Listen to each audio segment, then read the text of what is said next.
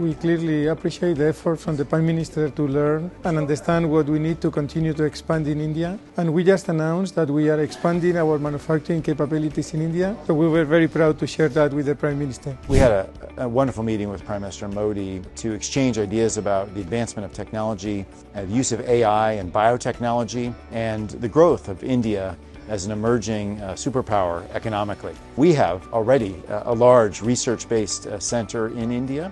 We plan to grow that. But maybe more importantly, the products we make we'll be bringing to this market at scale, partnering with other Indian companies, partnering with producers in India. So it's an exciting moment to work with India. Prime Minister has a vision that the 21st century is driven by technology and clearly wants to have India front and center in the progress of technology. One of the things I liked what he said was we want to have technology being inclusive. So this is for the broader population.